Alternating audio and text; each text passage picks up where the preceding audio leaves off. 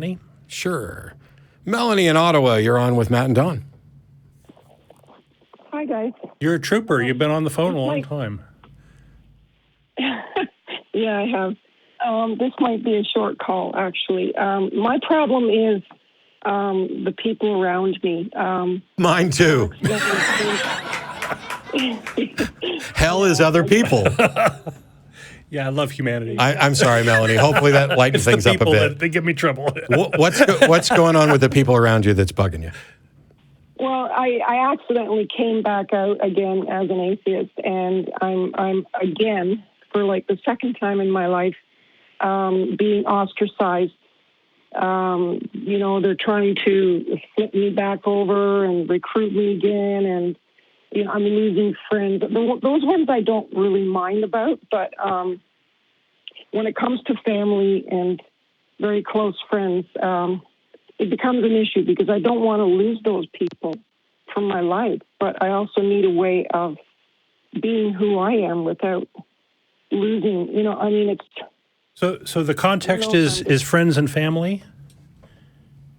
Mostly. Those are the most important to me. Those are the ones I can't just discard. So, really, I just don't know. Like, I've tried counseling and so on, but I still have to deal with these people day in and day out.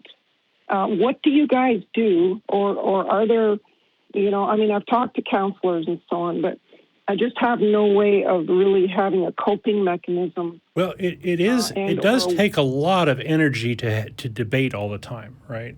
And you may just want to be yourself with your friends and family and just enjoy their company and not have religious discussions. So maybe one suggestion would be to say, hey, let's agree to disagree on this subject and talk about other things and focus on things you do like to do together.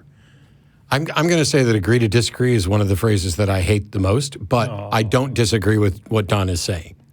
I will agree. So usually when somebody says, hey, let's agree to disagree, that's because they just lost an argument and have nothing else to say and really don't want to keep engaging.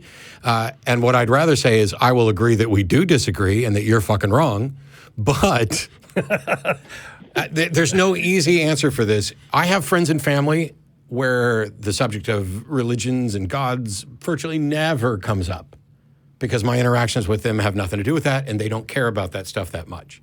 There are other people where we know that we disagree and we just maintain conversations that don't put us in a place where we're going to get in fights. It's like living in a house with half of them being UT fans and the other being miserable, terrible Aggies. I actually, them's fighting words. For the record, that's a bit of fun because I don't give a rat's ass about sports ball or universities at all. I'm neither a UT fan nor an Aggie fan, but I knew it would rile some people up. But the other thing, and this is the hard part, you're probably going to have to get better at figuring out who in your life is actually a toxic, negative influence and cutting them out. It sucks. I've had to cut people out of my life who I genuinely love and care about because they could not let this stuff go. When I read my 50th birthday card thing from my parents, fortunately, I have not had to cut them from my life. I still interact with them, but my foot has most firmly been put down. And if I had to say, Mom and Dad are no longer a part of my life, I was comfortable with that as a possibility. It wasn't what I wanted to happen, but I was willing to accept that happened. Fortunately, we didn't have to go down that route. It's one of the most difficult things you can do. But what might make it easier is this. When you reach the point where there's someone you love who is making you so miserable that you feel you would be better off without them in your life, they did that, and they already didn't love you enough to not do that. They have a perverted view of what love is. Love is, oh, you need to be the person I want you to be. You need to agree with me on this. I can't count the number of times I've had Beth and other people would get messages from family members, we're praying for you to come back to Jesus so that you can be a part of our family again because we love you, we love you. Fuck that. You don't know what love is. Yeah. What you are doing is being an emotionally abusive manipulator. And when you realize that that's what those people are doing, that they don't love you, they love what they want you to be, it makes it a lot easier to cut them out of your life. It doesn't make it easy. It just makes it easier. And maybe before that stage, you can set some boundaries and say, hey, this is not something I want to talk about, or I would rather we don't discuss this topic because I care more about us getting along than us agreeing. And if they're not willing to accept that, if they're not willing to accept that, like if, let's say Don and I disagreed on anything. We've had a few of those. And but I in 15 years, I can't recall an argument with Don and I that got as heated as any of the major callers. Now, we had a vehement disagreement on the logical absolutes at some point, in which, now that I have a better understanding of what he was saying, he was right. But...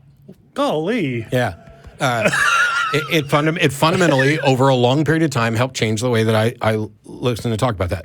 But if I said to Don, I would prefer that we never discuss this topic again because all it does is create tension. We're better off not discussing it. And Don agrees, cool. That's somebody who genuinely cares about our relationship. And if Don goes, hell no, you're wrong and I'm still coming at you left and right, then my thing is, bye, Felicia. Right. Yeah. Unfortunately, when it's family, it can get a little heated. I mean, they'll take liberties with you that a friend may not. Yes. And even though they claim they're not judging you, they really are. I mean, it's just, I'm sorry, I see it that way.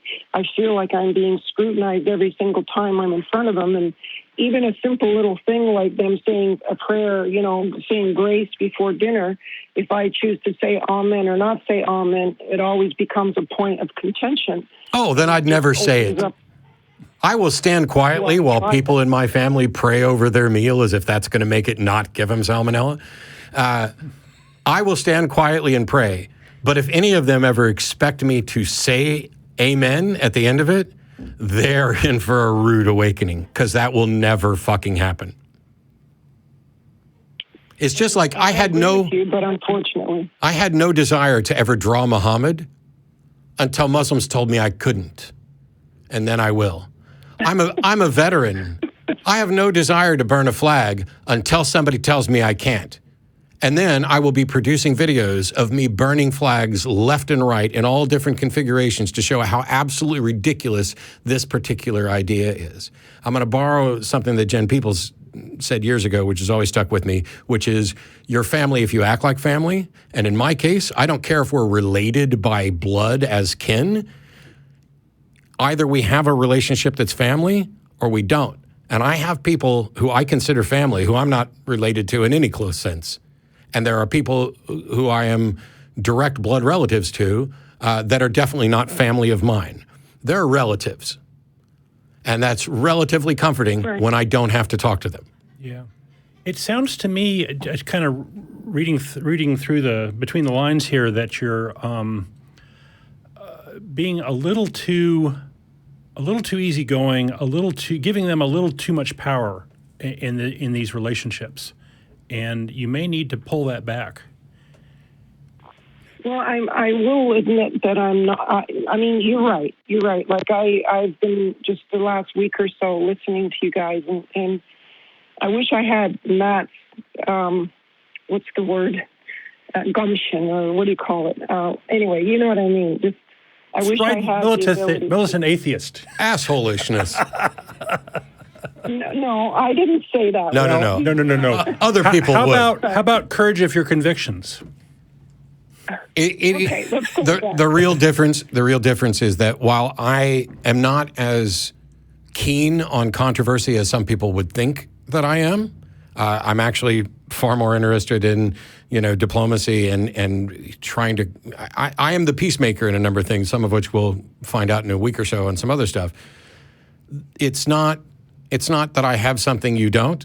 It's that you haven't been pushed to that breaking point yet where you have to make the hard decisions. You are a good, caring person who doesn't want to end relationships with your family, even if it hurts you, because it still hasn't reached the point where it hurts you more than the benefits that you get out of it, or the fear of being completely ostracized. So we would be remiss if we didn't mention a couple things, especially with Daryl Ray coming down next weekend. You should look into the Recovering from Religion organization and potentially the Secular Therapist Project. And I know that there's an atheist organization in Ottawa, and find some like-minded people that you can use as a place to vent, and potentially other people other than us non-experts to talk to about how best to manage your life, where you can be more open than you can be calling into a TV show. Okay. I wrote that down. Thank you. Thank you. Good luck to you. Appreciate your time, Melanie. And by all means, call us back and let us know if things have improved or gotten worse. Wow. We're sure. Yeah, I don't speak English. I'm American. We'll try to give you better advice next time. Worser. Okay. That was a worserest mistake I've made today.